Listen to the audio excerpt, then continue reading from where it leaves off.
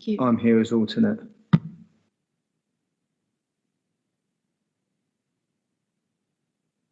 Chair, if I may, if I could record Chris Lomas, Assistant Director, Environment. Apologies as well. Thank you. Thank you.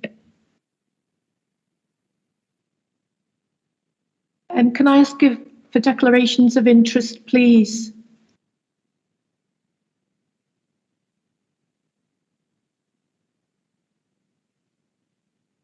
Agenda item 2, minutes of the last meeting.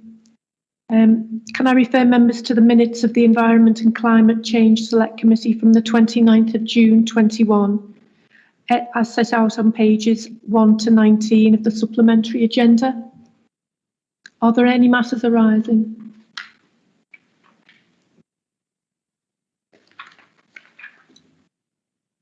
No, I've got one matter arising, please. At the last meeting, members requested value and costs decisions on delegated decisions to be included in the minutes, and they aren't present. Is this because no costs are incurred by the delegated decisions?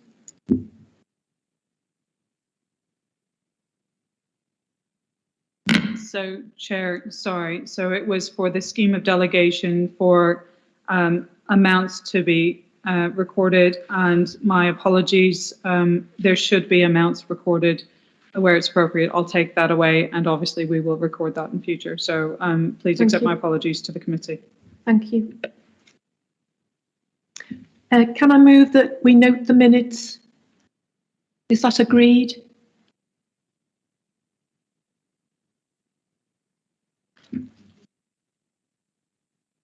Agenda item 3, the Cabinet Member update, please. Thank you, Chair. Obviously, in the report, some of it is included from the previous report in terms of what the portfolio covers and my portfolio priorities. So I won't go through all of those again because that's the first select committee. So the only change is that Councillor Kadir is now going to be overseeing parking, which we did have a slight discussion on last time. That's now going to sit with him. So in terms of update, so the clean air plan. So Liverpool was in the 3rd wave of authorities and required to undertake a local assessment and produce a clean air plan. And at the moment, the government have given us a deadline now of the 1st of March 2022 to have our final business case plan in place for that. So a lot of work has been going on in the background, collecting all the data and looking at the areas that we need to improve and looking at what measures we may need to introduce to improve the air quality. The 2030 net zero, so we've got an update today on the agenda, so I've not included that because we'll have a discussion on that agenda item. On school streets, we managed to get one in place in Greenbank Primary last month, so I went down and had a look and it was really good, and we had some really good feedback from people on that, and a big thank you to the volunteers that did that, particularly the councillors that were heavily involved as well, and the staff at the school. It's really great to see, and I think we are committed to seeing more of those. It's been challenging getting everybody trained up, and I think in particular there were challenges with the pandemic, particularly with, we are reliant on staff as well to do some of this, and I think they were struggling with resources because quite a lot of teachers were having to self-isolate, but hopefully as we get more back into norm, we will get more rolled out. It's been great to see all the wildflowers across the city, and we've had a lot of good feedback around that. Last month I attended an event at Croxteth Hall that had been organised by Scouse Flower House, and they'd brought gardeners from around the country to come and see some of the different projects that we've been done, and it was great to get feedback from them as well on things that we can be looking at. Last week as well I did a visit with Urban Greenup, looking at some of the initiatives that we've done around the Baltic, and the smart pollinator pillars that we've just gotten installed. So 4 have been installed at the moment. There have been a couple of issues with the irrigation system, so a couple of them aren't looking as good as we hoped, but they will be fixed soon, and the others will be installed. So there's going to be a total of 10 there, and I think that it's going to be really good to see how they work out, and I think it would be something that would be really good to roll out, particularly in those areas where it's heavily concreted and we can't necessarily get trees in. And I think there's lots of routes that would be great on, particularly to create pollinator routes throughout the city. Green Homes Grant, so the committee asked me to provide an update on Green Homes Grant. So this is government funding that was awarded to the council to install external wall insulation in homes. So insulation stops around 35% of heat loss through the walls, but it also has the benefits of preventing illnesses that can arise from a cold home, such as pneumonia and asthma. To qualify, there was criteria that people had to meet, and I've mentioned that in the report. So the first phase is to do with 50 properties in Picton. They're going to receive external wall insulation or cavity wall insulation, and that's for the properties with ratings from EF or G. So it's an average of around £10,000 per property that's spent on those works. 35 properties have been identified and signed up for the external wall insulation, and all the planning applications have been submitted for approval because that does need planning permission. Then the other properties are the cavity wall insulation, but we don't need planning permission for those ones. For the second phase of the funding, LAD 2, and that's going to be in 3 wards where we've got the highest deprivation ranked and the highest concentration of fuel poor homes. So the wards that have been identified for that are County, Anfield and Tubebrook. So there are a total of about 1,300 properties that can be targeted for that. So we'll be doing work looking at that. All of the wards that have been chosen to be targeted are included in the top 10 fuel data and deprivation. And then on the LAD 3, there'll be a citywide focus on that, and it's for all bands EF and G properties, with 10% allocation for the private rented sector. So that's a bid that's going to be going in. So if that's successful, that will be the next phase. Lakes and parks, and this is obviously an ongoing issue for a number of years, and we've still had issues with the water levels, with duckweed and with blue-green algae, a number of lakes across the city. Obviously the recent hot weather hasn't helped with that, but we are looking at the long-term solutions to try and fix those, including the replacing of water pumps and other infrastructure to do with helping with aeration and the temperature of the water. So we are looking at how we can fund that, and we're looking at funding through our capital programme. The scooter trial has been extended until March 2021. The scooters have been popular, but there have been a lot of issues, and I know not everyone is a fan of them. So I had a number of concerns as well, which are raised when I came into post in Cabinet. So a number of new measures have been introduced, which I think are helping. So we've moved to a mandatory parking zone, and I've seen an improvement in parking, and I've had a lot of feedback that people have seen an improvement as well. Boy have strengthened their strike policy as well. So after one strike now, users are receiving a 7-day ban, and over 1,000 bans have been issued up to now. Boy have been working much more closely with Merseyside Police as well, to address some of the issues around crime and antisocial behaviour as well. The West Derby Road temporary pop-up cycle lane. So as people are aware, that the 23rd of July, a sinkhole opened up on Prescott Road. This was due to burst water main. Obviously, it caused significant issues to the network, with the junction having to be closed off from Prescott Road past Green Lane. So as a result of that, West Derby Road became one of the key diversion routes. So we did decide that we would have to take out the pop-up temporary cycle lane to accommodate the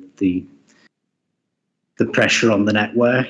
I obviously know not everyone was happy with the decision, but we are still committed to active travel, and we are looking at other options to introduce a new cycle lane in the area, and we are going to go out to full consultation on that as well. As people know, a review was taking place to look at that as well. It was unfortunate that the sinkhole opened up and we had to make the decision to take it out, but we are committed to putting something back in.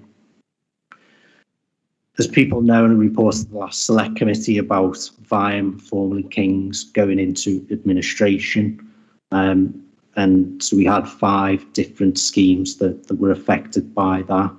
Walton Lane was the first scheme to recommence. Signals at Priory Road being commissioned and were permanently switched on 29th of July. So this has allowed for greater traffic flow and the removal of the temporary signals that were there.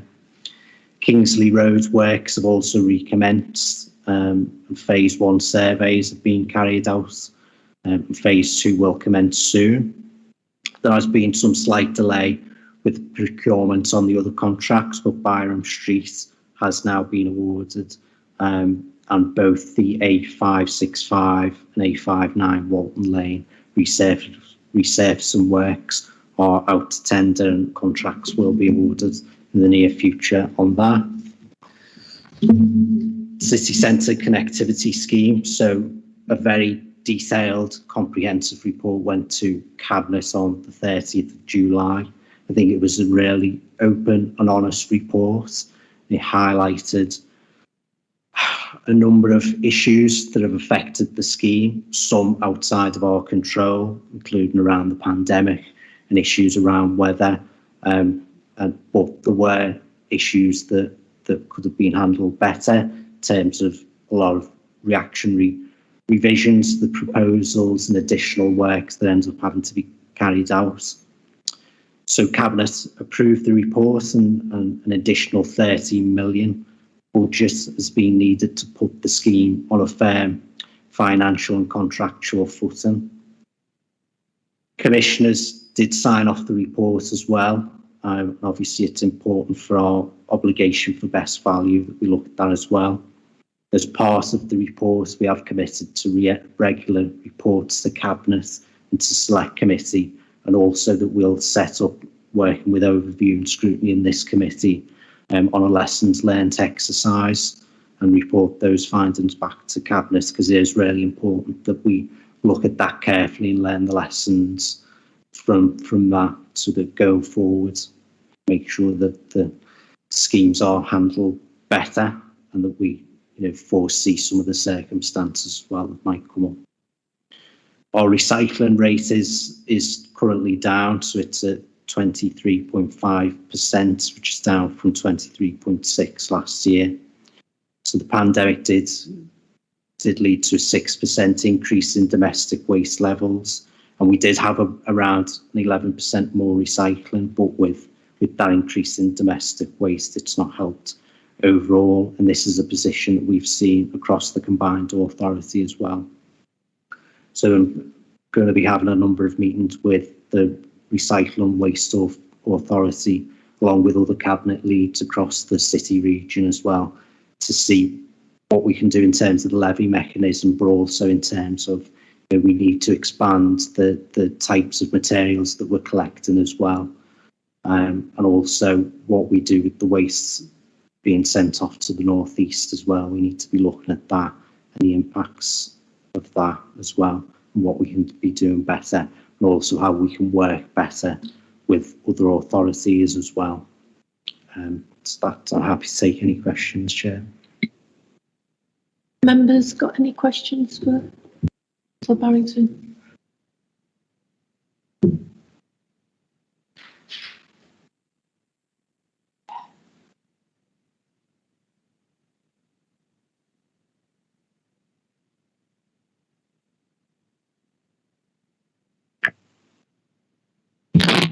Thanks for your update, Dan. So my first questions are on biodiversity. So as you said, feedback from residents has been mostly positive about the wildflower planting across the city, including on Longmoor Lane in my ward in Fairzackley. Some people have said though that it would have been better for us to have planted native species. So for example, ox-eye daisies, poppies and bluebells, as they're more beneficial for our local insects and pollinators. Could we ensure that we plant native wildflower species in future, please? And the second one that's also on the biodiversity is, do we have any plans to monitor the biodiversity in areas where wildflower meadows have been planted? So for example, in my ward on Saturday, there's a bio-blitz at Aintree Hospital / Bluebell Wards with the Nature Recovery Ranger. So basically they'll be checking what insects there is and looking and basically jotting everything down. So obviously if we've planted wildflowers, are we looking and going, this is the insects we've got and then this is what we've got after it all? And then lastly, on a different topic. So on the Green Homes grant, there's only as I understand, there's only currently 350 homes with funding earmarked for retrofit. And I don't really think that that's a lot considering the amount of homes across our city. But obviously we need additional government funding to be able to deliver more. UK housing stock is some of the most inefficient in Europe, and half of our housing in Liverpool was built before World War II. Housing accounts for 29.7% of our emissions. We cannot achieve zero carbon emissions without substantial government investment. Please could I ask that as the Cabinet Member, you write to the Chancellor Rishi Sunak ahead of the autumn spending review and the government building decarbonisation strategy to outline and request sufficient funding for us to retrofit our housing stock.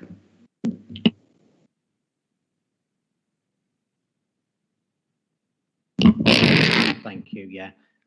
I'll pick up the native species issue. I think it's an important point. In terms of monitoring, I know Urban Green Up are doing a lot of monitoring on the projects they've been doing. I think Scouse Flower House have been doing some monitoring as well. So I'll report that back as well to the next committee.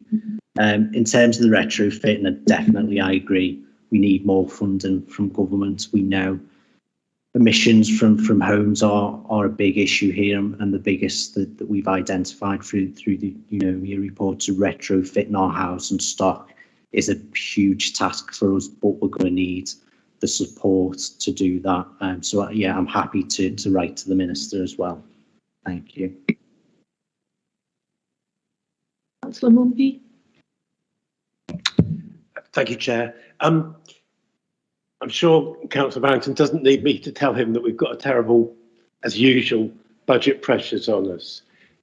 It's often said that we can't afford a green agenda. I think the opposite is the case, that in fact we can't afford not to pursue a green agenda, not just because we want to survive a few more decades, but also because there are actually real savings there. One of the areas where we have made big savings in the past is by investing in fleet, running on electricity or gas. Will he carry out a review of the whole council fleet to look at where capital investment could deliver significant savings in fuel costs for us there?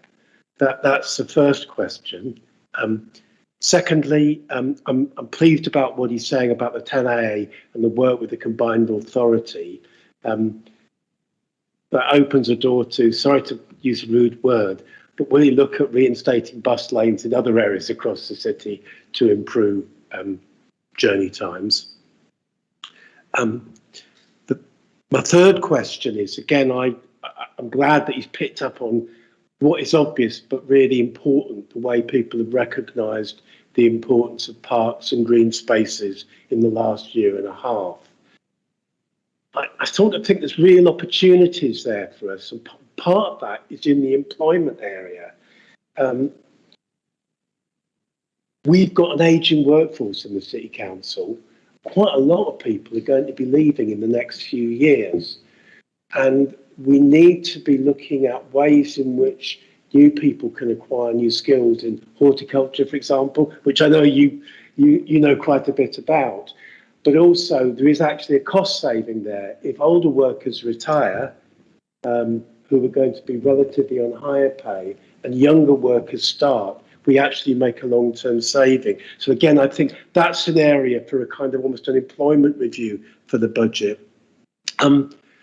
Finally, I know you're a big fan of cruising, Councillor Barrington, but unfortunately, as we all know, cruise ships are absolutely toxic in terms of the environment, in terms of not just the fuel they run on, but also their food waste. For those who don't know, food waste from cruise ships, which is important, is disposed of in two ways, either at an exorbitant cost, which they have to pay, or by dumping it in the bay when they leave the Mersey.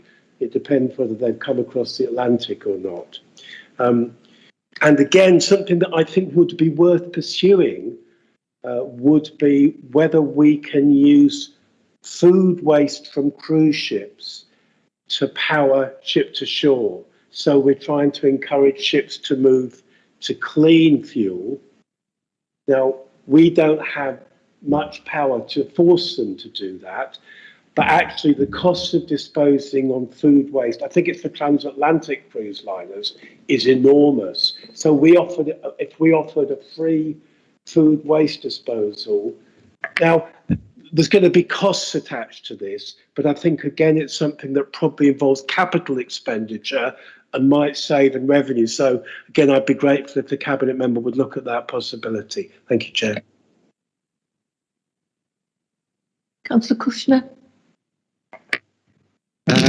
Yeah, I want to ask questions on a couple of different parts of the report. One on the roads. So just picking up a point partly related to what Councillor Mumby was saying is what in terms of the road contracts.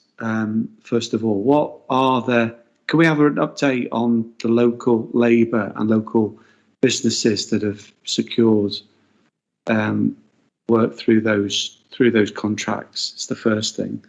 The second thing is seems to be an issue around contract management, and I'm sure they're some things that you'll pick up in lessons that are learnt. But it does surprise me that the Strand 1, I don't know what the end date of Strand 1 was supposed to be, but I'm sure it's gone over that period, but it surprises me given that, obviously the senior management, the chief executive in particular, walks past that contract nearly every day he's going to work, and yet it's been allowed to linger in the disruption that it's caused to city centre traffic over such an extended period of time. Plus now, an additional 20% onto the budget from what the original costs were. So just what your view is on.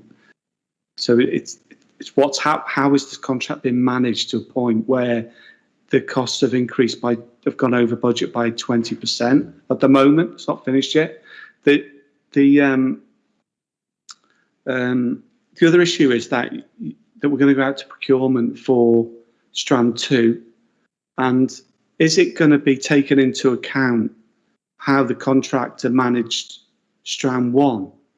Should that contractor submit, for example, I don't if you want to interfere in the procurement, but will the previous track record of the contractors be taken into account in the procurement of Strand 2 is the question.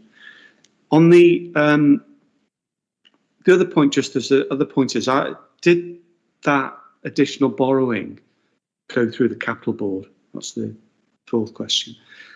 Sorry to bombard you with questions, Councillor Barrington. The other one is on the Green New Homes, and that was in the housing brief previously, and I'm not sure. I don't think I'm a bit puzzled why that's come out of housing and gone into this agenda, because it seems that it should fit within a strategy of housing that would include, because it's retrofit at the end of the day.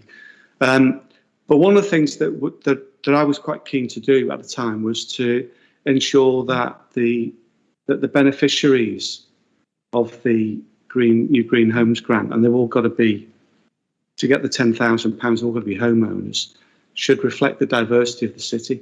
So, which is I was particularly interested that the wards in a couple of the close areas in the southern parts of the city should have benefited from that. So, for example, around Prince's Park or in Riverside, but I noticed that's not happened there. And then the other thing is there was the opportunity to try and cover some costs here that we could use some costs to cover some of the project management with our, for example, with our Healthy Homes team, who were brilliant.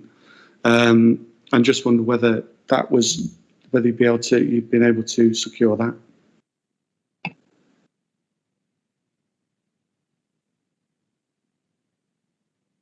Thanks. There's a lot to cover, and Steve will probably come in on some of the points on the connectivity scheme. So obviously, the Best Value report highlighted a number of issues within the Highways Department. So I think that was part of issues that have gone wrong with the Strand.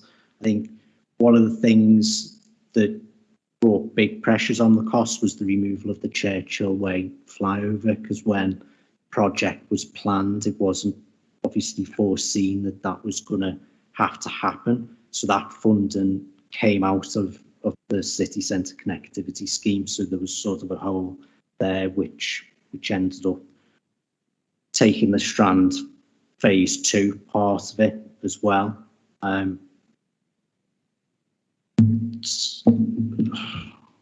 In terms of contracts for local labour, I mean, Stephen might be able to update on that. On the Green Homes grant, that hasn't come out of the housing portfolio under Sarah Doyle. It was just the committee asked for an update for this one, because obviously with it being Green Homes grant, it's obviously of interest to this committee as well. Stephen, if you want to go on some of the more technical point. As regards the monitoring the contractors, I can't comment on the past as what's happened, but I can assure you that Karen and I, who've both been brought in to assist, have been challenging the contractors there over their performance and the way that the traffic's been managed. I think the aim is to have most of the works finished on the Strand by the end of next month. So hopefully it'll be 2 lanes flowing in both directions. Local labour and contractors, when they submit bids, they do have to say what they're doing to create jobs locally, apprentices, and what they're putting into the local environment, and that is part of the social value assessment, which now has to be a minimum of 10% of the evaluation criteria. So that is being taken into hand. With regards to Strand 2, unfortunately, procurement rules do not allow us to judge or include in the criteria when we're assessing them their past performance. It has to be on the quality submission that they make for that particular job. I know that is a frustration, and in the past I've had the same ones that you think, why are they getting another job? But unfortunately the rules don't allow us to do that, and if we did, they would then challenge us. I think that's the questions. Councillor Cushion, did you want to come back in? Yeah, so can we have the breakdown of whether the contractor has met their commitments to local labour and the other social value commitments that they made when they submitted their tender? Can that be brought back to the committee, please? The other issue is, I don't think you're right about procurement. I think track record can legitimately be a scoring question within a procurement procedure. So, because what you're saying at the moment, if I understand you correctly, is that a contractor that has mismanaged a contract that has cost the council taxpayers of the city more money and that's had a detrimental impact on our own budget can still win a contract if their bid is written in a way that it scores more points than another submission. That doesn't seem to be frustrating. That is completely wrong, and surely it's within our own power to set in the tender and documentation that goes out we can be quite clear about how we're going to score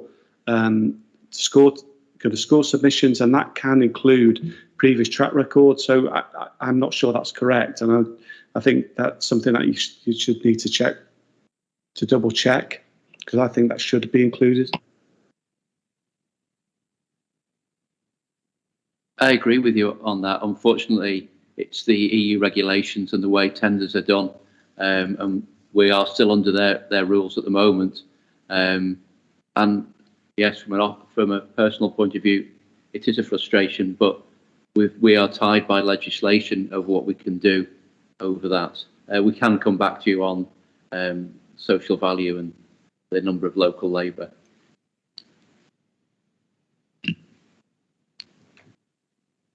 Dan, can you respond? Sorry, it's just trying to be helpful. I would have thought in assessing most bids, one of the things one would look at is the ability of a company, the track record of a company, and their ability to deliver on a project. And while one would have to be fairly careful, I think that could be used as a way to interrogate it, as long as you didn't perhaps dot the I's and cross the T's, you know.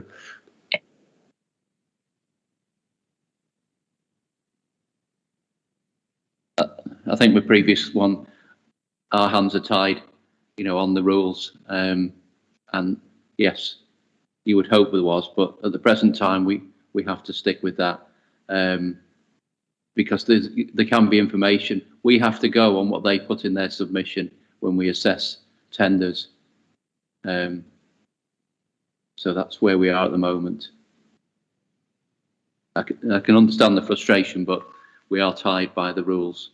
And have to do it that way. So I won't ask another question on this one, but I think that the responses that the contractor makes, even within EU procurement rules, are based on the information that they've been requested in the procurement packs that they get, and that relates to scoring questions. And it's entirely possible, because I've seen it in my professional life all the time, is that track record and capability of being able to deliver a contract with evidence to back that up can be part of a tender pack that goes out and a scored question. And it could, I suggest that it's worth having a conversation with the procurement team. I'm sure that you've done that, but on this specific point, to introduce it, because it cannot be right that contractors that do a poor job in the city are then have the opportunity and then can get another contract without that being fairly assessed and appraised. I understand the procurement rules. I understand that, but it comes back to how things are scored and assessed, and the information that's been fairly requested in terms of trying to applying for a contract. I will go back to procurement on it, but you know, that's my understanding. Will you bring that back perhaps to the next select committee? Thank you.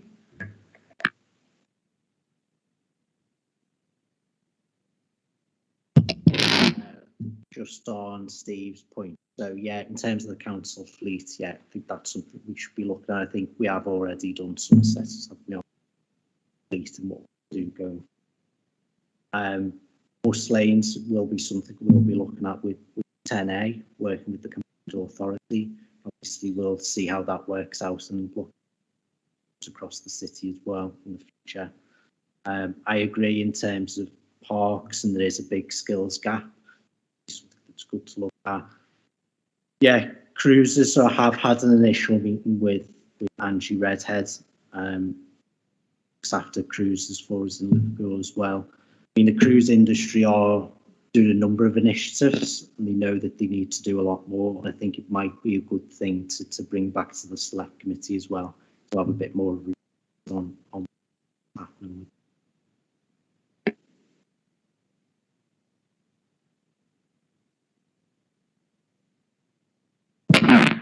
Gosh, that was a tough one. Mine's a lot easier, I hope.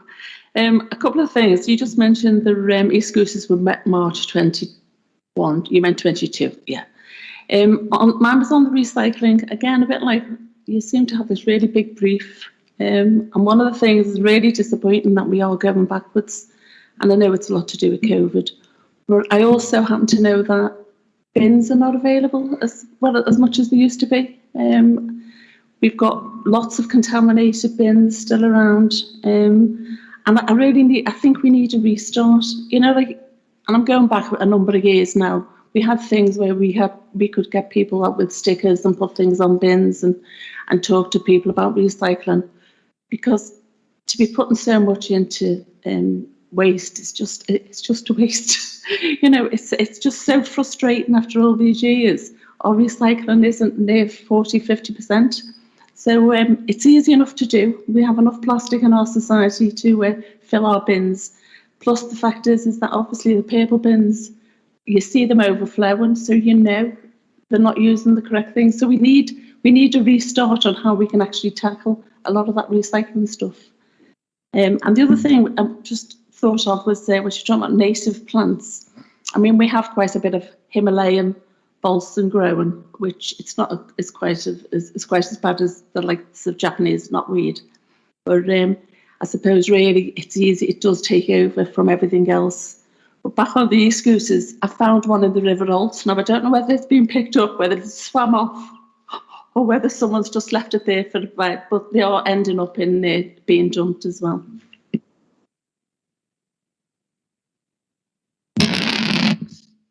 Yeah, I mean, I agree on recycling. It's disappointing. Not doing better, and I think, I agree. I think on comms we need to improve things. We have had some things going out recently, but that's mainly an online thing. But I think it's going back to that issue as well of we need to be recycling more materials as well, because I think that can be confusing for people about plastics you can and can't. It might have the label that says it can be recycled, but actually it can't be, because it's not the right type of plastic that we can recycle. Yeah, that's something that we need to e-scooters, yeah, I think the odd one has ended up in the Mersey as well. Yeah. Pro. Thanks, Chair. Thanks for your report, Dan. A few questions. First of all, on West Derby Road, obviously you've given your reason about removing it being to do with the issues on Prescott Road, which is understandable, but obviously once again the active travel has given way to the motorised transport. So you'll know about the transport hierarchy that we should be observing, where active transport is top of the hierarchy, then public transport, and then private motor cars are sort of least catered for on our roads. Should be how we're approaching things. So can you commit to adopting that hierarchy and making sure your decisions in the future reflect that?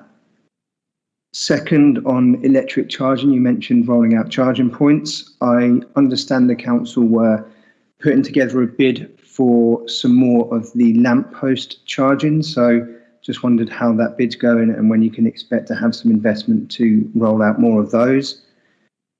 On the parks, you mentioned Fields and Trust. Do you know yet whether Sefton Park Meadows is going to be included as part of Sefton Park and therefore included within the Fields in Trust arrangement? And just finally, on the clean air plan, which you mentioned, I had a look on the council website, and the most recent clean air plan was, I believe, the strategic outline case from January 19. So that's nearly 3 years old, that document. So can you tell us how close the final plan is to being completed?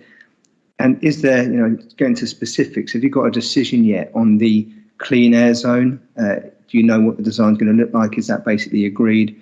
Is any funding secured for implementing that? And they're my 4 questions. Thank you.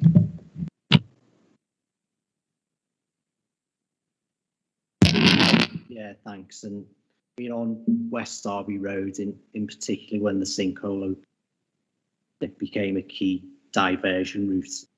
Concern I had as well was around public transport, because Prescott and East Prescott Road, you've got significant bus routes with 10A, the 10, the 8, the 9. as well in the 10B. There were concerns around people getting out on public transport, but we are committed to active travel, to introducing more, and they'll be getting cycle lane back in the area on West Derby Road. In terms of the electric charging points, I've set a target that we will double them by this municipal year. Stephen might be able to give an update on where it's up to that we've put through. Sefton Park Meadows, in terms of the field in trust, I think it's my understanding that it is included. Get that confirmed.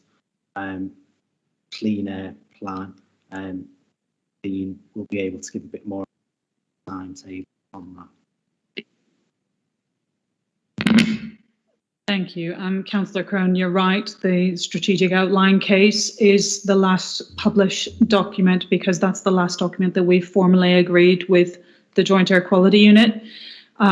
Following a submission in October of 2019, where we lobbied JACU, the Joint Air Quality Unit in DEFRA, to remodel our figures because actually we had seen a substantial decrease in a decrease in NOx levels and therefore an improvement in air quality. We asked to remodel the baseline.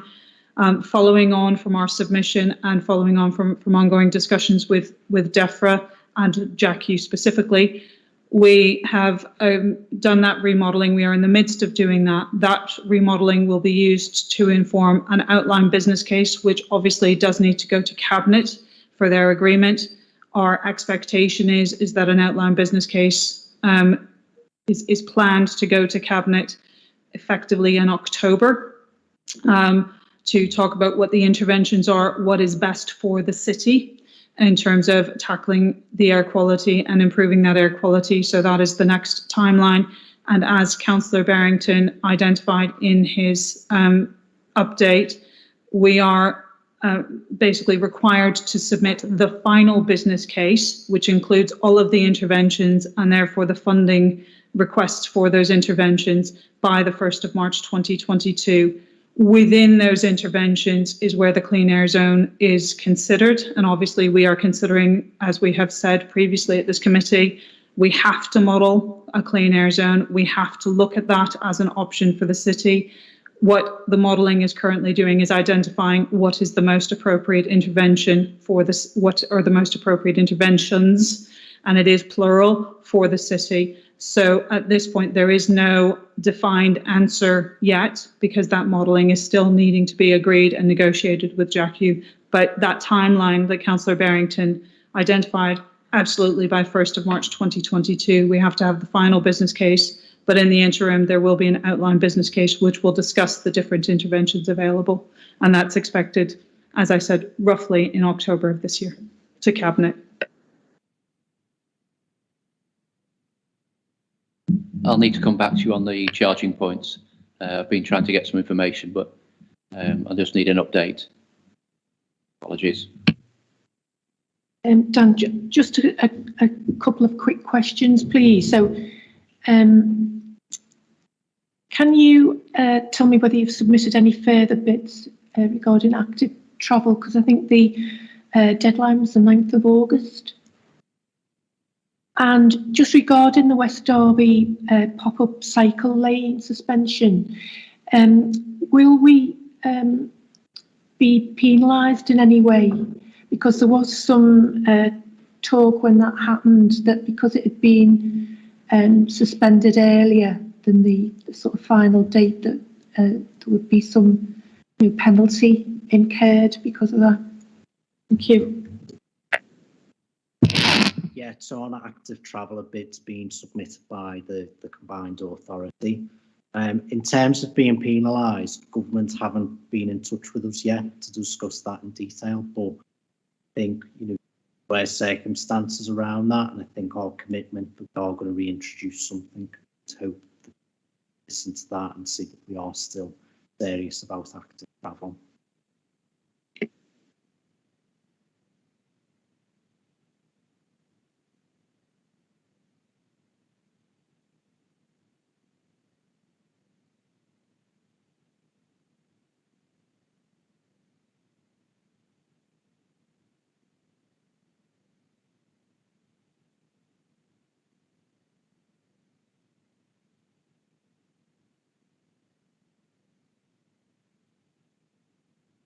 Chair, if I speak to this report, the committee members who were members of the committee in the previous year will recall that there were 4 subgroups, if you like, identified on the 4 themes around climate change, air quality and transport, waste and resource management, low carbon economy, and built and natural environment. Obviously, none of us anticipated that COVID would be instigated, and obviously the resource demand meant that unfortunately those committees couldn't meet as regularly as perhaps was anticipated when they were established at the beginning of that municipal year. What we have done, because we were conscious, and obviously by the committee members' questions as well, that there were a number of motions that had been referred to those task groups for consideration, following on from the declaration of the climate emergency by the Council in July 2019.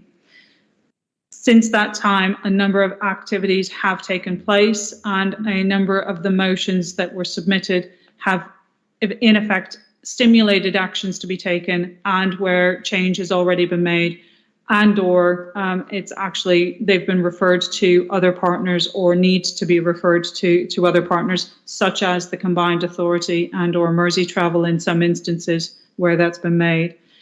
What we have done for the sake of ease for the committee members and is to summarise on pages 28 onwards of this report in the papers what has happened and the kind of responses that have happened, but we do have a much more detailed response that is available on request, and I'm more than happy to share those, but it's just to make it easier for the committee.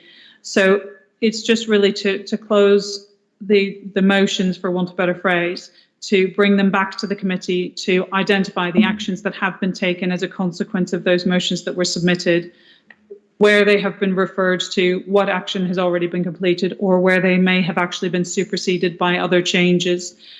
So more than happy to take any questions should any committee member ask, but obviously for members of the public who may be in attendance and or watching on the live stream, we can provide the full detail of the motions in over and above the summary that's attached to the report in the papers as it is at the moment. So thank you, Chair. Happy to take any questions. Thanks, Chair. Colin, thanks for doing that and putting together all those motions, because it was a bit worrying watching them kind of drift into the past, what with everything that's gone on. So I do appreciate that, and I agree with most of the kind of outcomes that you detailed in your table. Just to say, in terms of the cruise liner emissions motion, I totally agree it would be more powerful if all ports could have a united voice and demand some kind of action on this. But even if other ports aren't as concerned about air pollution, I think we should do something as a council, whether we get buy-in from the other ports or not. Thanks.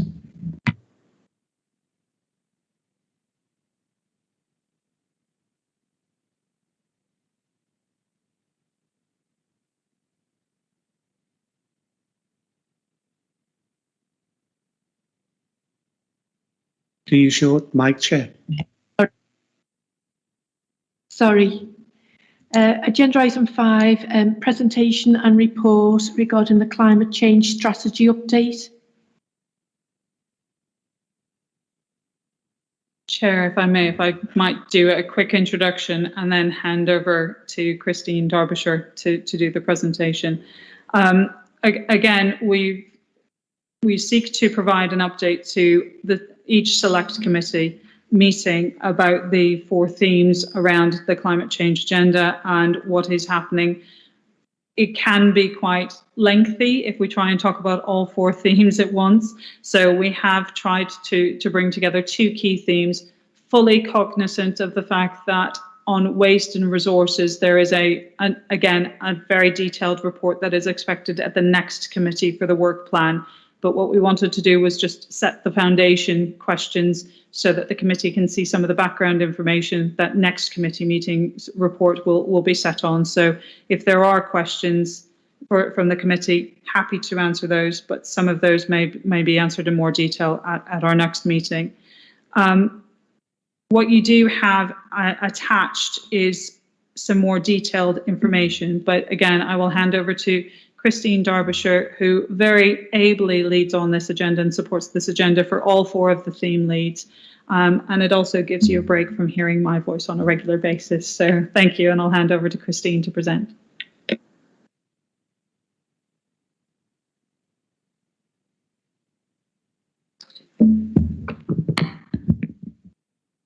Thank you. As Colleen said, they are all big topics in themselves. So that's why you've had some background briefing notes. That was your homework. Hopefully you've read those.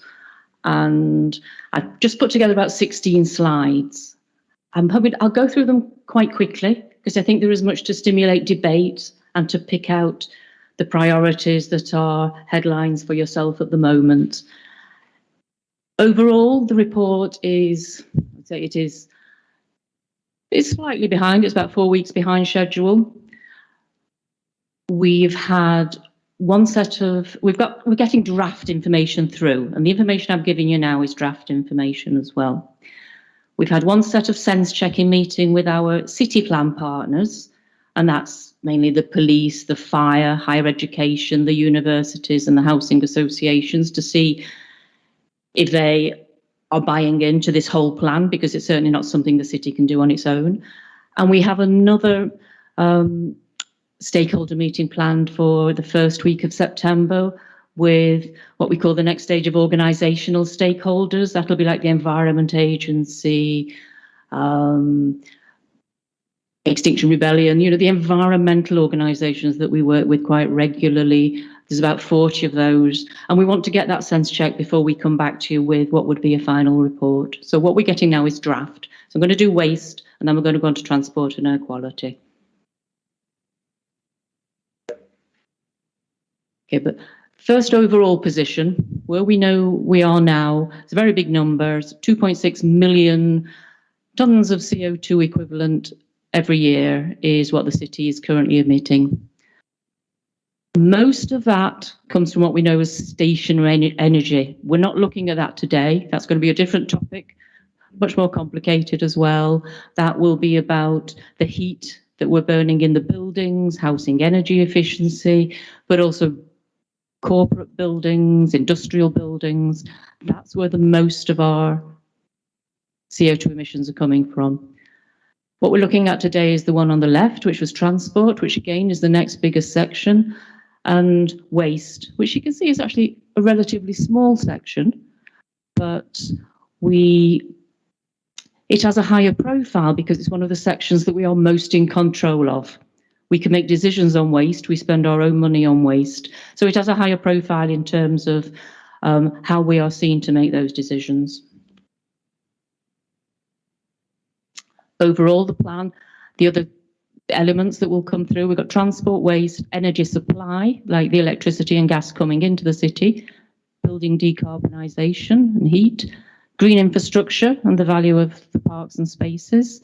And then there'll be 2 cross-cutting themes around the low-carbon economy and, importantly, how resilient the city is to the impacts of climate change that are already in the system.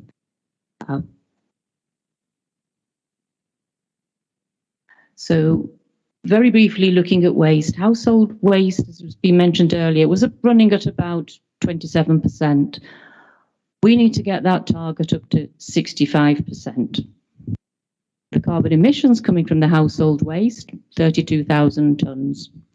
Commercial waste, smaller, 8,200 tonnes every year. Currently, our waste is collected. It goes in a mixed format, in a train, up to Teesside, where it goes to an energy from waste plant. When that contract was put in place, quite a few years ago now, I think it's fair to say energy from waste was one of the better environmental options. The energy that's produced is lower carbon than the energy that you'd get out of the grid. The difference now is the energy you get out of the electricity grid is getting much lower carbon because of all the turbines and the wind turbines going into it. So increasingly, energy from waste is not a good low carbon option.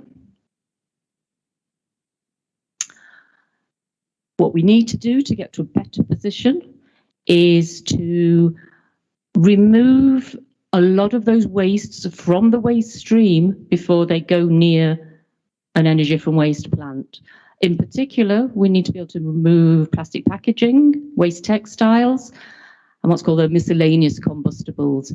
Those are the things that, when they're heated up, create a lot of heat and a lot of carbon energy. They need to be taken out and treated differently.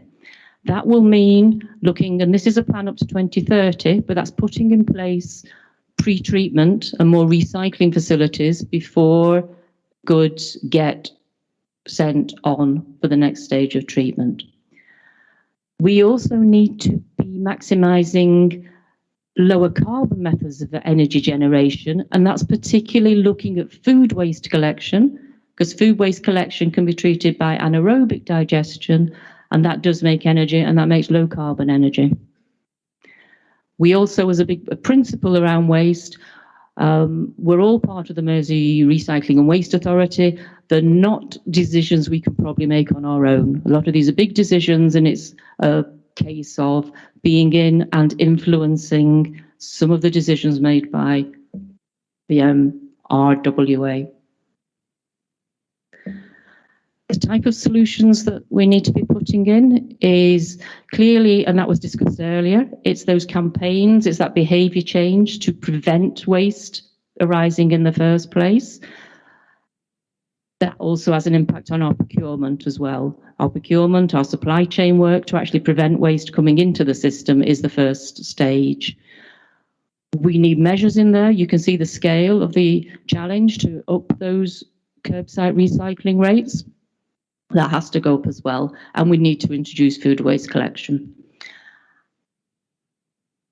And that fourth point, I think I mentioned last time, is that greater concentration on the pre-treatment of the residual waste before incineration, particularly removing, we call plastic film. You'll probably hear more of that later. That is the stuff that we currently can't recycle. That's your plastic bags, that's the cling film, that's the soft film that is really quite hard to recycle. You start to see now that there are some collection facilities coming into shops. You do see that. You can take it now to some of the co-ops.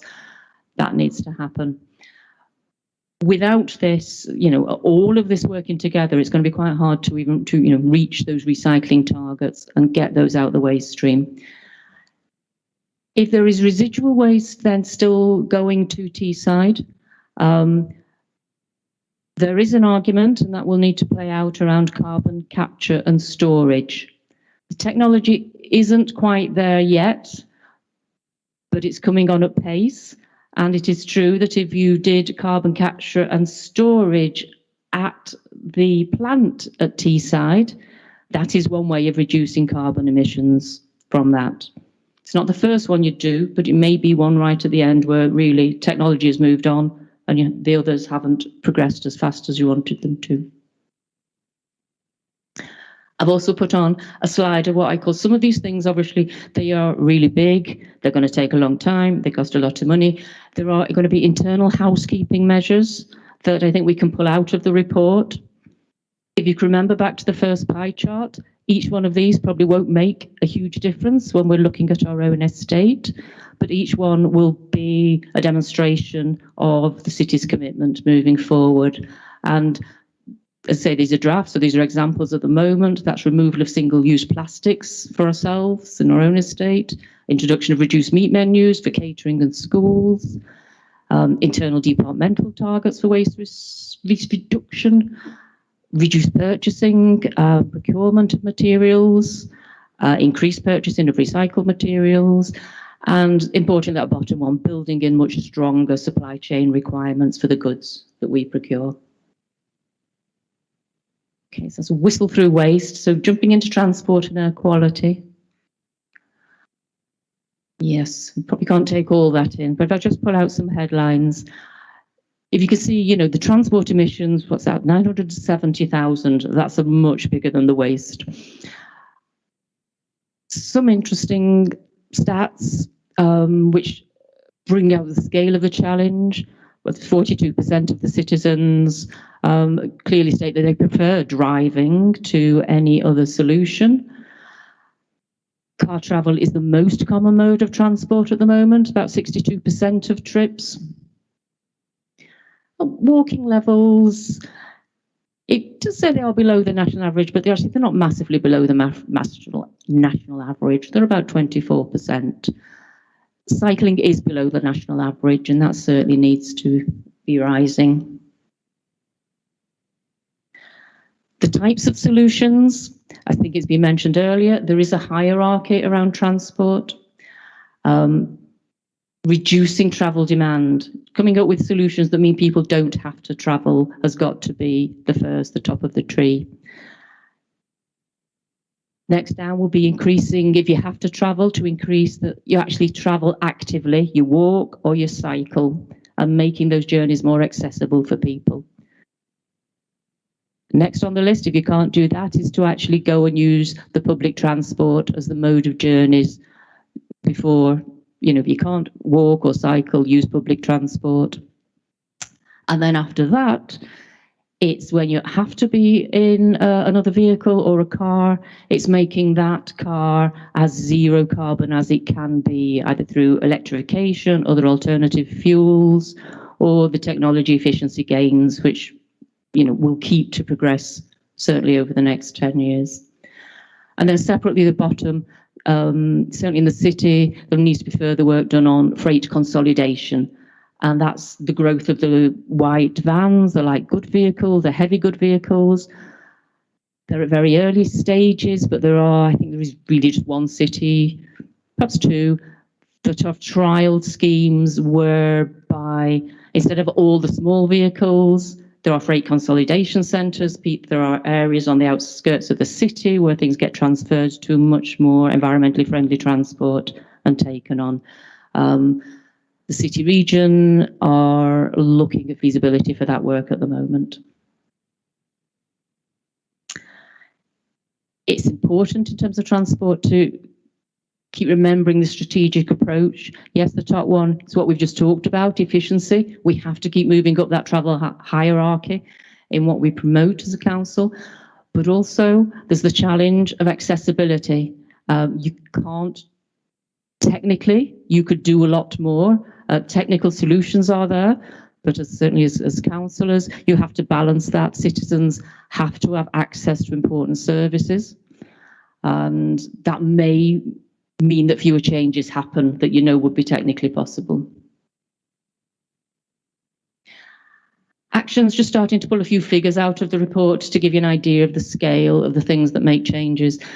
The figures on the right are how the figures would change if you did that action on the left.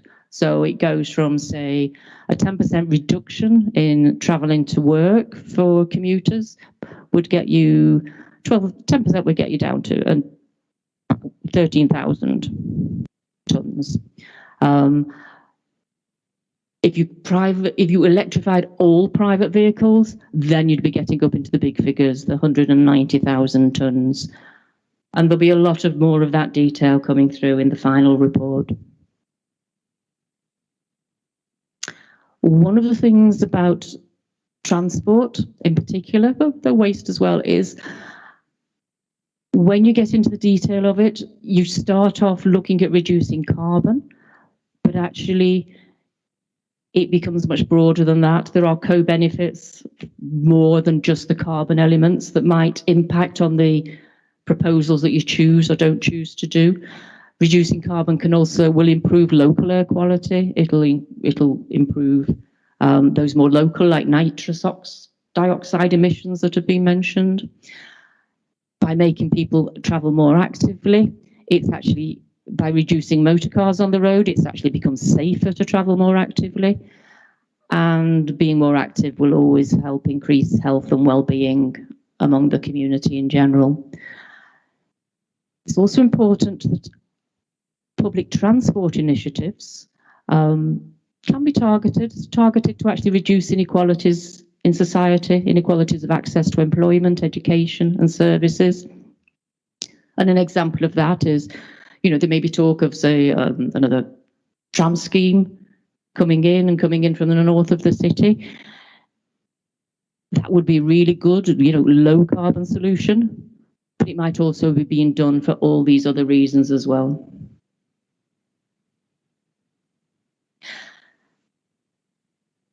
Reducing carbon doesn't always reduce nitrogen dioxide, which is what you're looking at when you look at your Liverpool Clean Air Plan.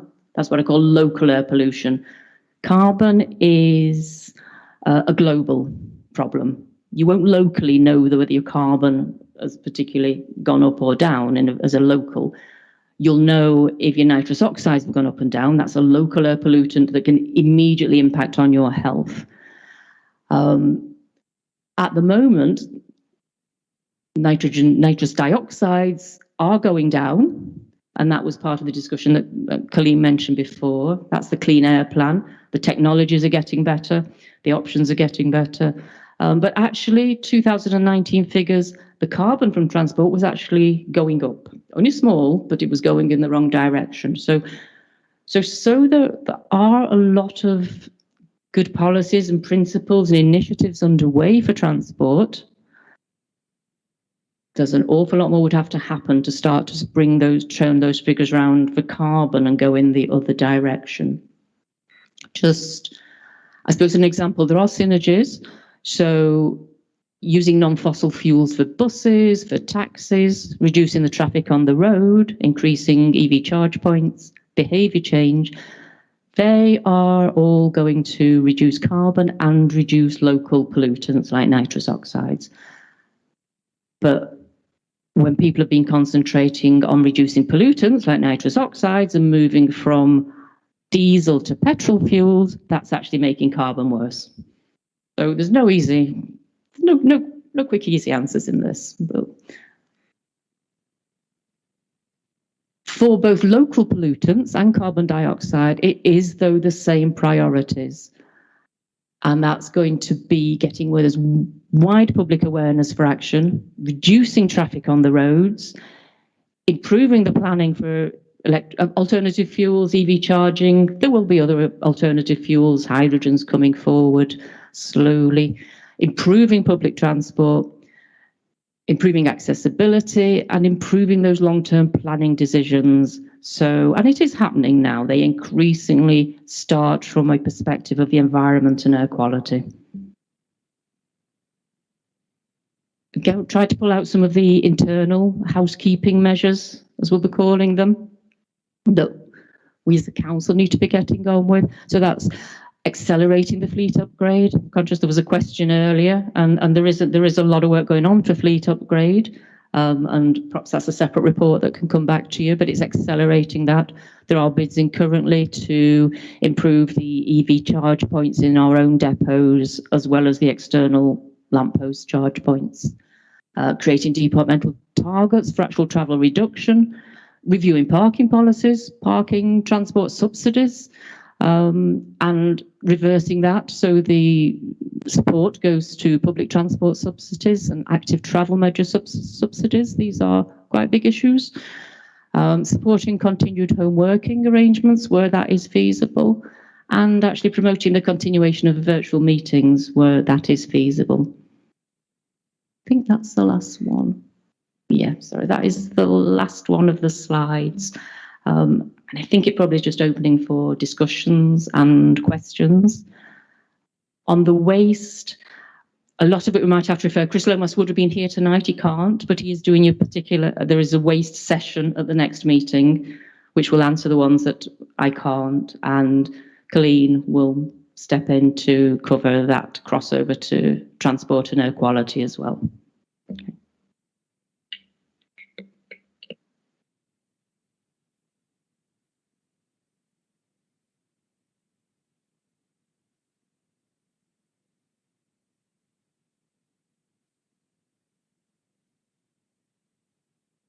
Councillor Mumby. Yeah, I must say I found the section on waste deeply depressing. We've gone back, but also fundamentally lacking in detail. In the past, councillors used to receive every month incredibly detailed information by ward.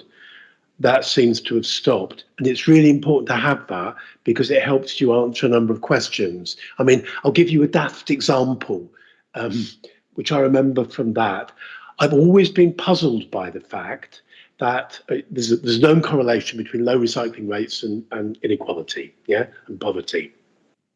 But outer estates with social housing and poverty and gardens have much higher recycling rates than inner city areas. So Knotty Ash, riverside properties in Knotty Ash with semi-detached properties and gardens have much higher recycling rates than semi-detached tourist properties in the Dingle. Why that is, I don't know, but it is the case. And that's relevant because that's not about forms of collection, it's presumably to do with behaviour. There's a lot of information that isn't in here and is crucial, it seems to me.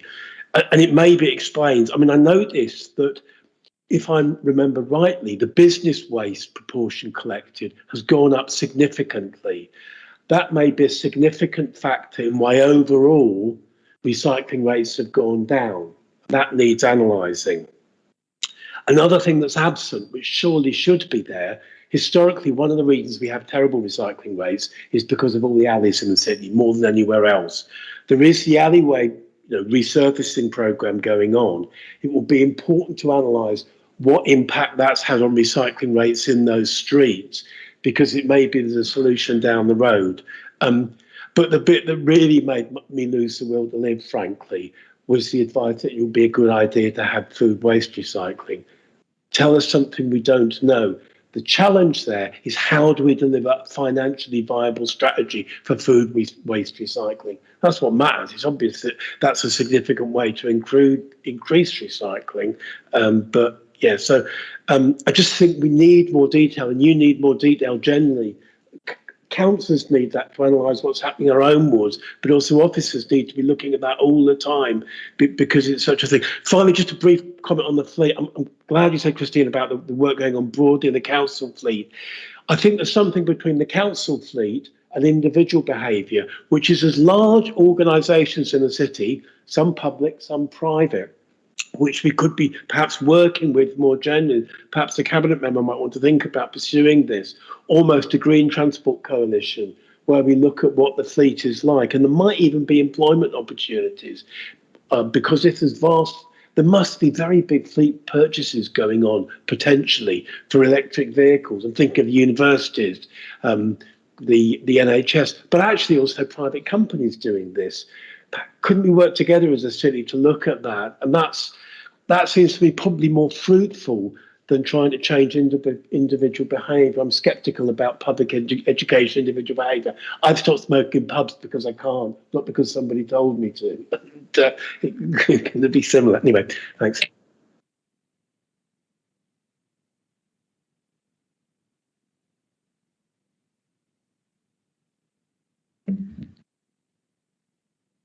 Probably more statements than questions. I agree with you. I think the detail behind this report, there is a lot more detail on those elements in this report, which when it finally comes through, there's many pages behind it. But I think you'd almost need to take every one of those areas, prioritise them, and then it's for that area to come in. You could spend a whole session on recycling. What have we done in the past? What do we need to do differently? What can we do? So I think it's pulling out which are the first priorities to look at. This will give you an overview. So there's that point.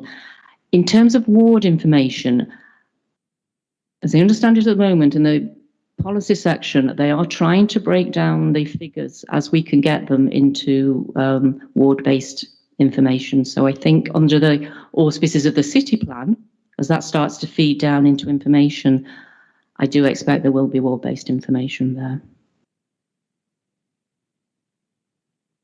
I think probably fleet is the same as recycling in a sense. It would be a whole session on its own. Sorry, Dan. Chair, so can I just come back on the recycling? Because I think what Steve was talking about, just to sort of get like a monthly update in different wards and the recycling rate. So I raised that recently with Chris Lomas, so we are going to get that started again. Councillor Robinson.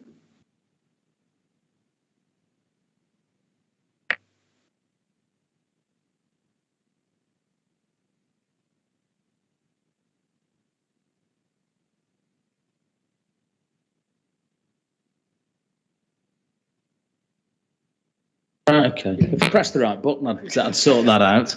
Okay, I've got to shout it. There you go. Absolutely, yeah.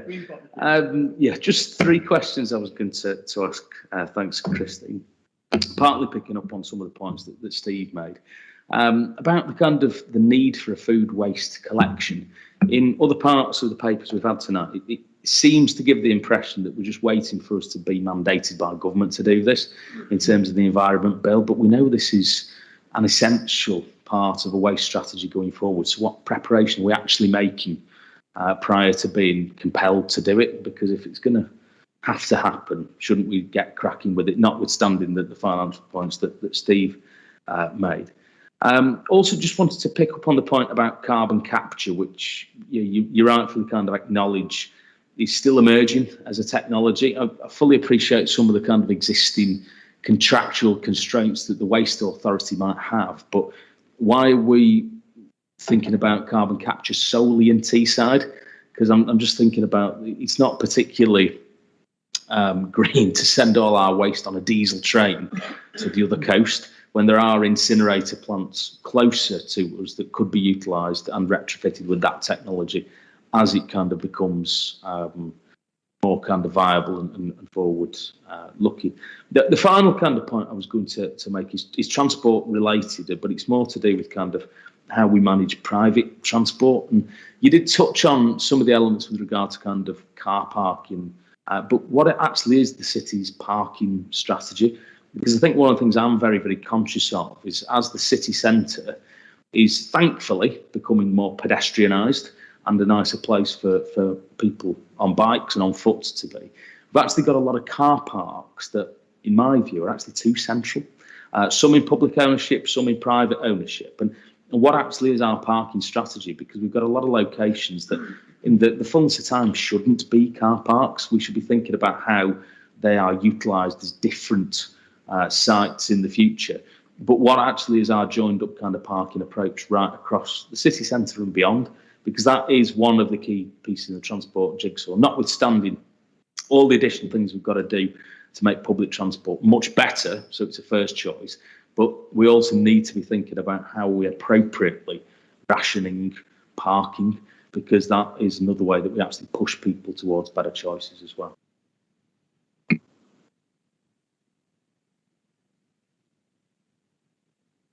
Thank you. I think, as I understand it, on the food waste, and Chris will do more at the next session, there are meetings with Mersey Recycling and Waste Authority and the other authorities to get ready. There are existing collection facilities. I think it's just St Helens use them at the moment, but the infrastructure is in place and they are working together to make sure those contracts can be put in place. But I think budget-wise, what has been said to date is that it needs to wait until it is mandated, and therefore there would be a budget to introduce it, or else it would be very much a loss. What's the word? A non-financially viable service. Carbon capture, there. In terms of Teesside, I suppose it's just because that's where the plant is now. There is carbon capture work going on in the city region at the moment, and it is leading on something you might hear called the HyNet scheme.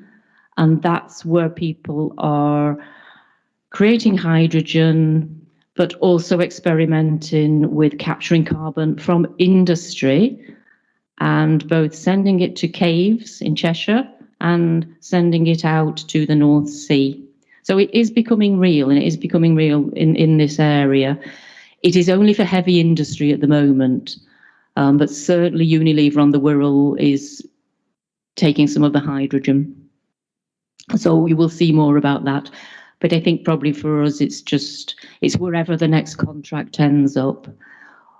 trying to take this down a step, because obviously the final report will go down a step. The recommendation specific would be that we start now with the MRWA to look at the options for the big contract rather than wait until it's too late. Those contracts probably take 3 years to design and get into place.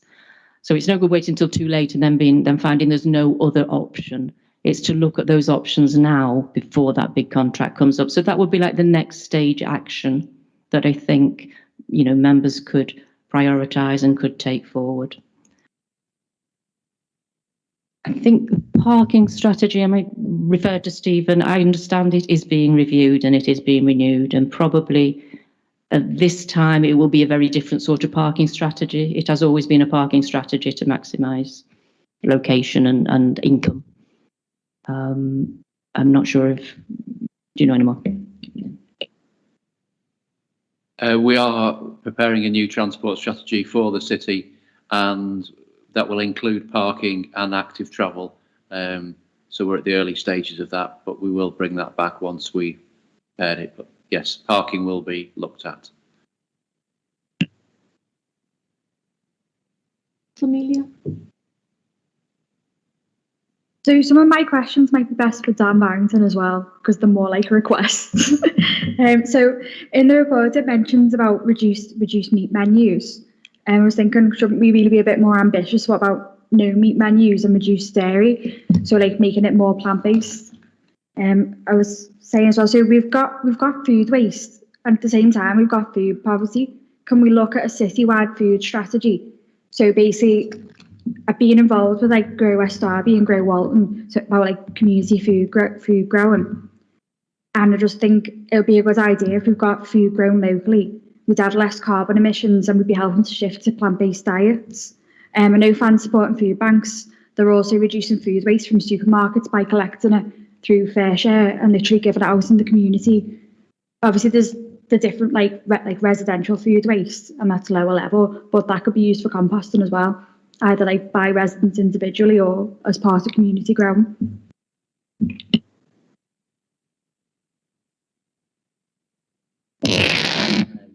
Yeah, I think citywide food strategy will, as you say, there's a lot of, I think community is something that we should, no meat as well to look at as well.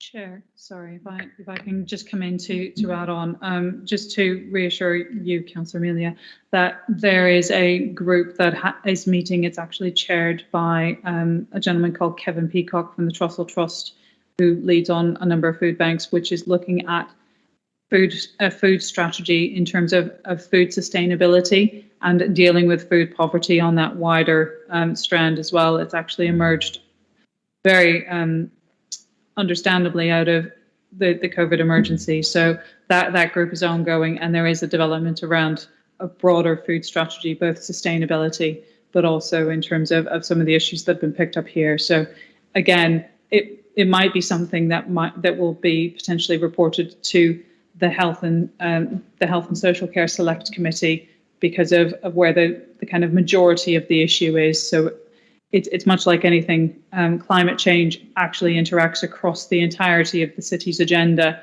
So therefore, there will be strategies that are informed by some of the features that Christine's mentioned, but that will be coming to other select committees as well. Councillor Crone?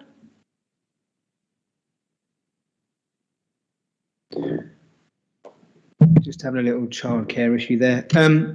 Sorry, so a few questions. I thought the policy on transport basically had all the right things in it, but it's just a case of speeding things up, isn't it, and making it actually happen. I think we've been probably saying the same thing for a long time. I know like the freight consolidation, I raised that in 2014 in Regen. Parking, the issue of parking, which Liam raised. I know that there is a cap on the number of parking spaces included in the local transport plan, the most recent version. And when the council made a plan to build Victoria Street car park, I checked if we had capacity, and we were already over our own maximum number of car parking spaces at that point. So obviously it was foolhardy to build yet more capacity in there. So the transport ideas, the policies, I think they're probably the right ones. It's just a case of speeding them up a lot. I think the waste policy is a lot more complicated, and I can see loads of contradictions in there, which we're going to struggle to kind of be consistent about. So with the issue of plastics, obviously that's a massive contribution to the carbon emissions from the plant in Teesside. So we have to either do carbon capture, or we have to remove every single bit of plastic out of that waste stream. Carbon capture is probably not ready to go. It's not necessarily viable. It might be by 2030, but it might not. So if we're taking all the plastic out, we need to either recycle it all. And I remember when I went to the site we've got in Kirby, they said that they don't recycle most types of plastic because it's basically not economical to do it. Nobody will take off our hands. And we all know that a lot of plastic ends up getting exported and not dealt with in a responsible way. So there's problems with that. So is more recycling feasible, or would we just be exchanging energy from waste to landfill, which is another environmental harm? So that's really difficult. And do we need to be a bit more proactive and look to come up with an actual plan where we can create a zero single-use plastic economy in Liverpool, and just say we need to have every form of plastic needs to be either reusable or replaced by some other material? And the issue of cellophane as well, that's really hard to recycle.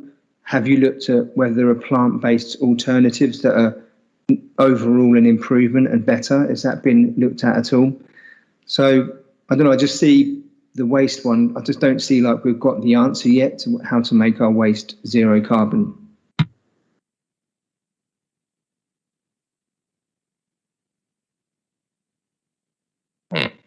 Thank you. Chair, just one last little thing. Actually, I've just seen my note there that for me, the only glaring omission from transport is the issue of road pricing. Obviously, we're looking at the possibility of a clean air zone, but that relates to nitrous oxide.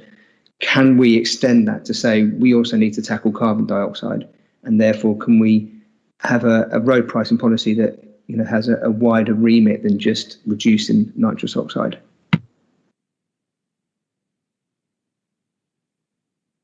Okay, I've got a few responses on some of them, and then perhaps if I hand back over to Clean to look at the road pricing and clean air zones.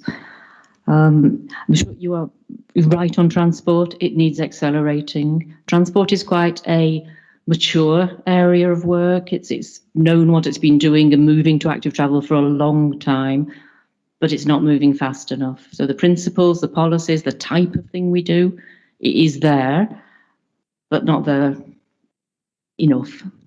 You'll find that different when you come to look at areas like buildings or energy, where actually there isn't that maturity of response. It hasn't really been set out before, and it doesn't have the same funding that transport does. But transport is well placed to know what to do if it could be accelerated. And you're right, there are big contradictions in the waste. And as you work through this agenda, you can't really wait. You could say, there is an option to say, well, I could wait and just do carbon capture and storage at Teesside. But if the technology doesn't come through, then sitting back and waiting isn't always an option. So we have to do something now.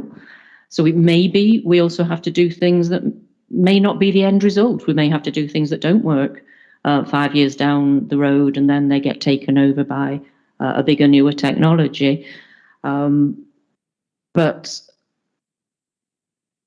it's not, they just say there are no current easy technologies for doing any of this work. It is a case of pushing and getting better at it and not stopping, basically, and improving all the time.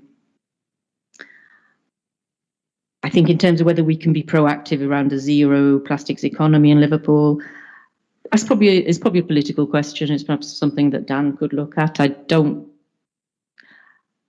I think in my shorter timescales, it's not a sort of, it's probably very hard to make happen in a technical perspective.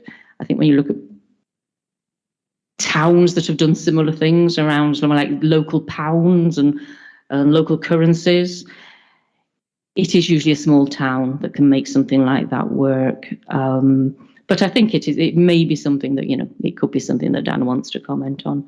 And perhaps if I pass to Colleen to look at road pricing and clean air zones.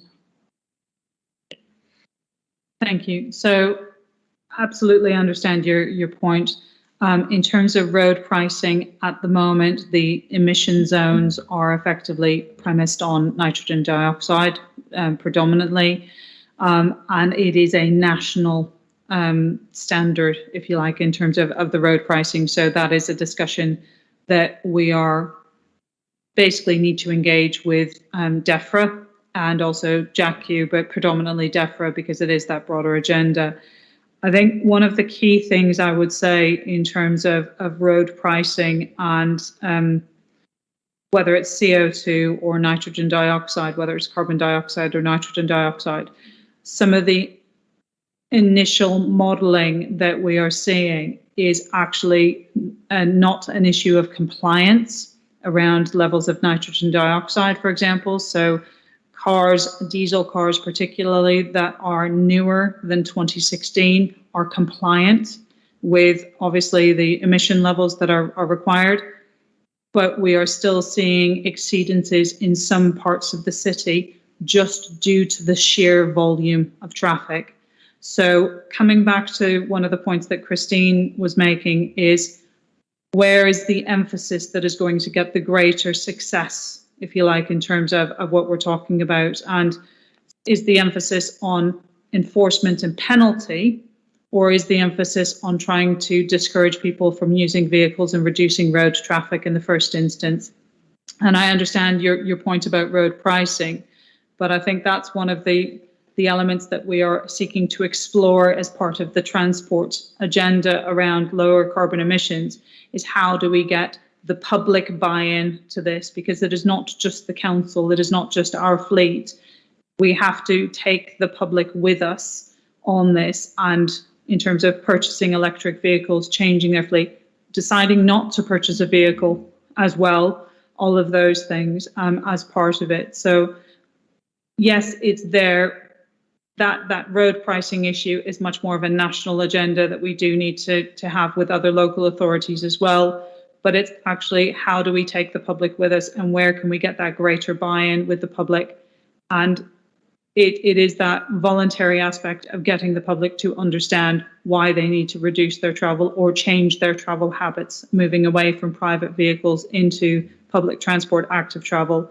So it's where our emphasis and our investment needs to be, because the other thing I will say is, from a road pricing agenda, is that level of enforcement is very expensive to install.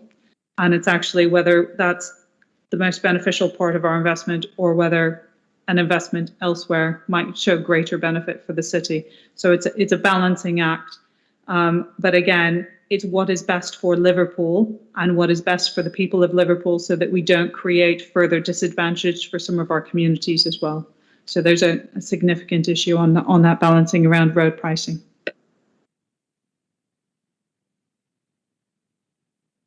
Can I just ask, in terms of taking the public with us, what is happening regarding public engagement, please?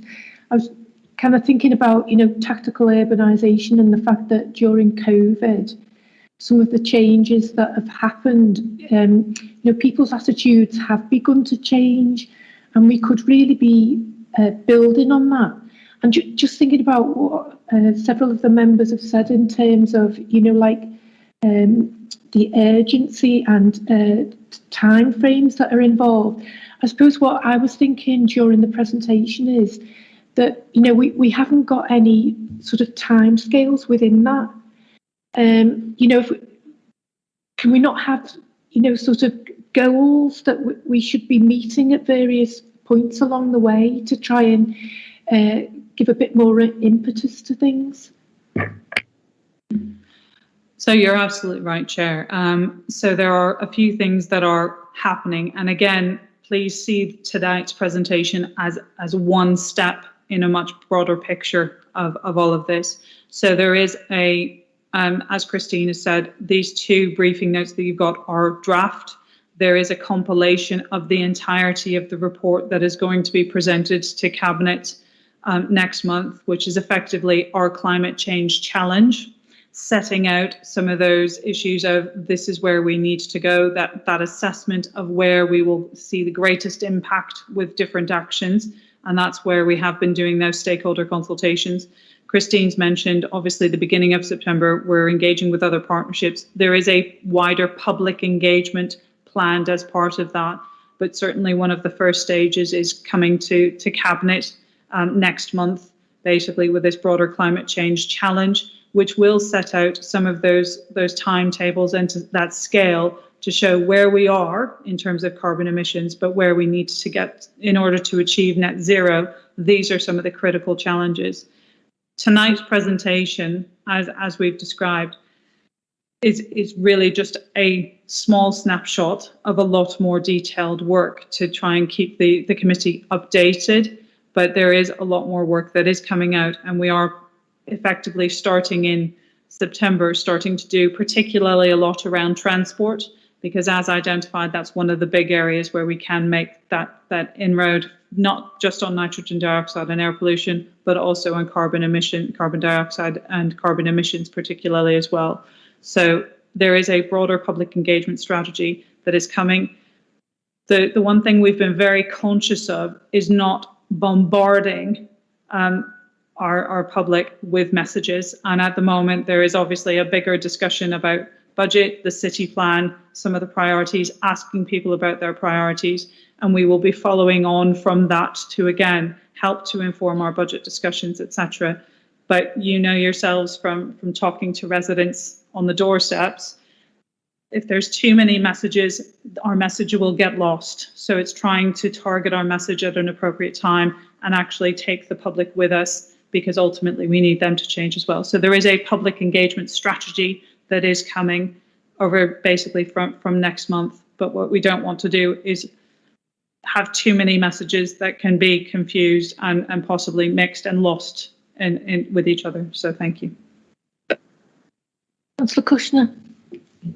Yeah, thanks, Christine and Colleen. I think you probably answered sort of question going forward, really, but I think and it's a point that's been made a couple of times before, but it's the detail. So to comment, all the comments basically have been about asking for more detail. Some of it needs to be costed, and some of it will require capital, and that needs to be thought about now, going into the budget, going into a budget process.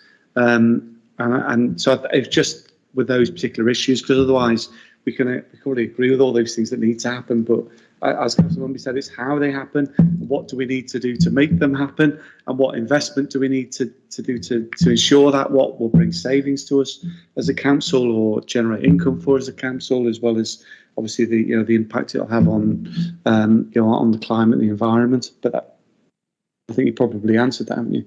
But I think it's for lack of seeing it, really. What's the song? Thanks, Chair. Call me an old cynic, but how we get people to change is normally by charging them. If we go back to the carrier bags, you see a lot less carrier bags now in the city flying on trees than you did do before. People had to pay 10 pence for them. So just wonder that this takes governments to change this. This cannot be council, but there's no harm in us asking the government from our select committee to be looking at charging for plastic that can't be recycled. I mean, if cost is involved, people generally look at it. I mean, I know Councillor Robertson's mentioned this before, but cars are cheaper than buses. I mean, it's a ridiculous situation. If you come into town, even paying parking charges with a couple of passengers, it's cheaper than coming in on a bus. Well, that's a stupid thing, isn't it? You know, we need to make it better, or we either stop parking at all in town and we have a park and ride. And that was where my question was starting with. I don't know how many park and rides there are in Liverpool. Well, I do, I know one, but I've never seen it used.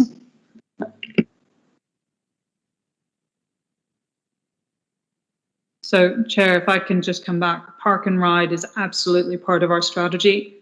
And that's actually where the city, region and combined authority particularly come in and working with our neighbouring boroughs, because it's actually not about people coming into Liverpool, it's about people parking and their cars and travelling in, using public transport or alternative means such as active travel from outside. So Park and Ride in Knowsley, there's obviously Liverpool South Parkway, which is a very popular park and ride for the train, and a couple of others. But actually the growth of Park and Ride, which we are in discussions with both the combined authority as part of a wider strategy to encourage people to actually not bring their vehicles into the city in the first instance. And that's part of both the carbon emission strategy, but also the air quality strategy, is to actually reduce those vehicles. But yes, everything you said is part and parcel of the discussions that we need to have, both internally but with our neighbouring authorities as well.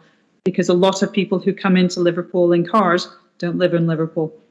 And that's actually how we encourage people to travel using alternative means.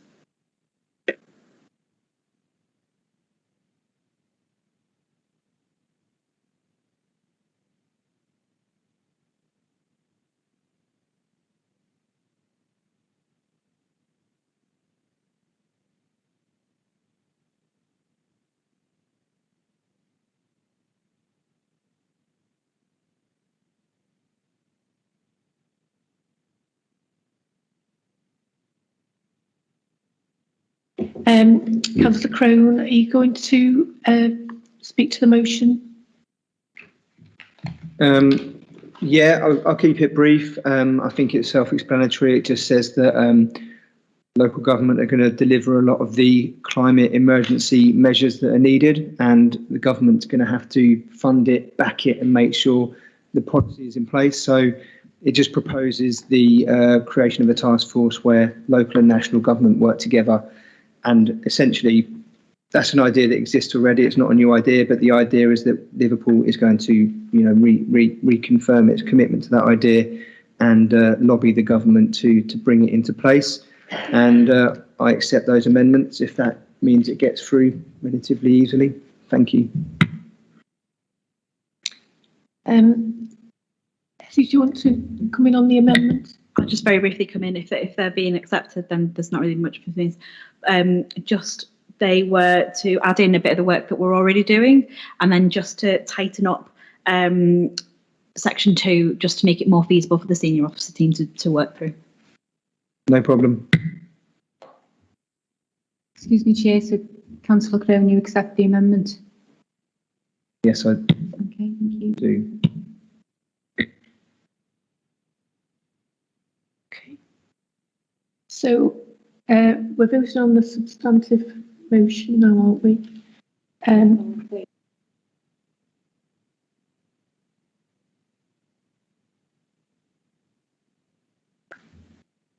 Okay, so, yeah.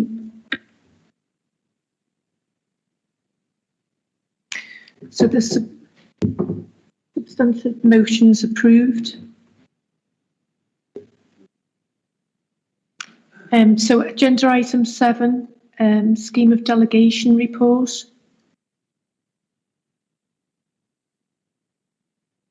Sorry, Councillor Cushion. Can I ask him? It's something that I asked for at the Finance and Resources Select Committee, and I know you mentioned it before, but they should, where there are costings related to the delegated authority reports, they should be in that summary. If they, in the future, if they could be included. Yes, absolutely, Councillor Kushner, and as noted by the chair in the minutes, that was requested. So I've absolutely take it on myself to again apologise to the committee. We will ensure that that happens going forward where it is not a commercially sensitive detail for any reason. But certainly, again, I would reiterate that these are summaries. We will endeavour to make sure that the financial information, where it's appropriate, is included in the summary going forward. But again, all of the delegated authority reports are available online in full detail, so they can be accessed.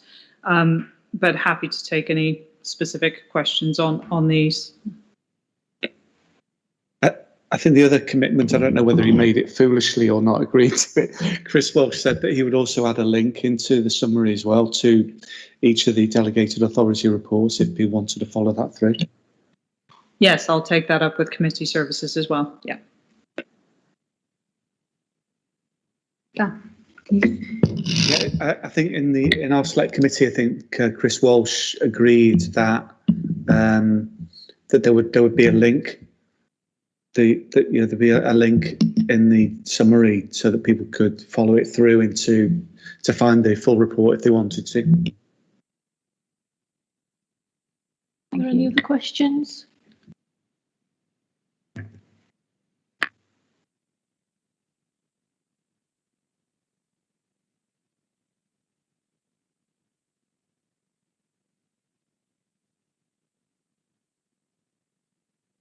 Moving on to agenda item 8, submitted questions.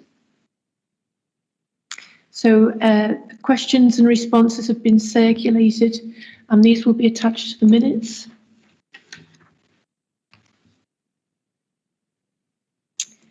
And then lastly, just the dates of the forthcoming meeting. So the next meeting will be on the 5th of October 2021. And unless advised otherwise, that'll be in the town hall at 5 o'clock.